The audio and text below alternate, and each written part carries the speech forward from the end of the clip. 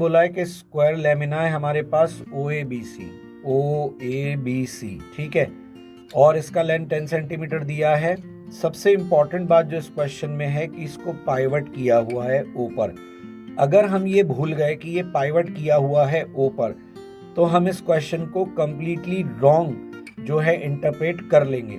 यहाँ पे फोर्सेस दिखाए हुए हैं, लेमिना जो है वो बोला स्टेशनरी है, मैग्नीट्यूड ऑफ एफ बताना है। तो अब यहाँ पे देखो कि इस क्वेश्चन में अगर मैंने ये समझ लिया होता कि ये मतलब पाइवट वाला पॉइंट मेरे से मिस आउट हो जाता, तो उस केस में मैं क्या समझता कि नेट फोर्स जीरो करना है। नेट फोर्स जीरो में मैं क्या देखता, मैं बोलता कि भाई ये 10 जे कैप, ये 10 जे कैप, और ये 10 आई कैप, ये 10 आई कैप, और एक मेरे पास -10 जे कैप कैंसिल हो गया, तो 20 आई कैप प्लस 10 जे कैप। तो आंसर होना चाहिए 10√5। लेकिन जब ऑप्शन हम चेक करेंगे 10√5 कहीं ऑप्शन में है ही नहीं। अगर गलती से दे दिया होता तो वो लोग डेफिनेटली नेगेटिव कर देते जिन्होंने इसके अंदर पाइवट वाला पॉइंट मिस आउट किया होता। अब पाइवट वाला पॉइंट मिस आउट कर दिया तो इसका मतलब ये हुआ कि आपने नेट फोर्स जीरो ले लिया, ट्रांसलेटरी इक्विलिब्रियम। लेकिन अगर पाइवट वाला पॉइंट पढ़ लिया तो आपको मालूम है कि net force net torque zero होगा। तो हम पहले नेट टॉर्क जीरो करेंगे। अब सवाल ये है कि नेट टॉर्क जीरो क्यों करेंगे, नेट फोर्स जीरो क्यों नहीं करेंगे?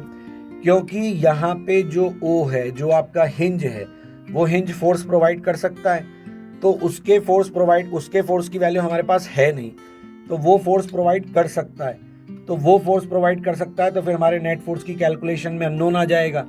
तो हम क्या करते हैं, नेट टॉर्क जीरो करते हैं। क्यों? क्योंकि ओ के अबाउट अगर कोई फोर्सेस हैं भी तो उनका टॉर्क जीरो हो जाएगा। तो हमारे पास नेट टॉर्क में फिर केवल इन दिए हुए फोर्सेस से ही टॉर्क रहेगा। तो अब देखिए, ये जो 10 न्यूटन है, ये 10 न्यूटन एक्सिस से पास हो रहा है, तो इसका टॉर्क जीरो हो गया। इस 10 न्यूटन का भी टॉर्क जीरो हो गया। बचे हमारे पास कौन कौन से फोर्सेस, एफ, ये वाला 10 न्यूटन, ये वाला 10 न्यूटन, और ये वाला 10 न्यूटन। तो हम क्रॉस कर देते हैं उनको, जिनके कारण कोई टॉर्क नहीं लगेगा। इसके कारण कोई टॉर्क नहीं है, इसके कारण कोई टॉर्क नहीं है।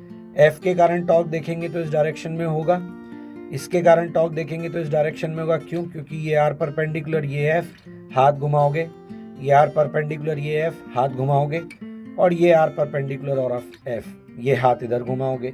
और एक हमारे पास 10 न्यूटन ये भी है, इसका टॉर्क इधर लगेगा। तो देखो हमारे पास टॉर्क कौन कौन लगा रहा है, ये एफ लगा रहा है, ये 10 न्यूटन लगा रहा है, ये दोनों लगा रहा है एंटी क्लॉकवाइज इनका टॉर्क है। और इस वाले 10 न्यूटन का क्लॉकवाइज, इस वाले 10 न्यूटन का क्लॉकवाइज। तो हम देख रहे हैं कि ये दो तो आपस में कैंसिल हो गए, ये एंटी क्लॉक और ये क्लॉक, ये कैंसिल हो गए। कुल मिला के एफ का जो टॉर्क है वो 10 न्यूटन के बराबर रहा, और एफ की परपेंडिकुलर डिस्टेंस और 10 न्यूटन की परपेंडिकुलर डिस्टेंस सेम है।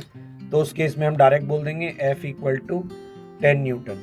तो क्वेश्चन में ये पढ़ना जरूरी था कि ये पाइवट किया हुआ है।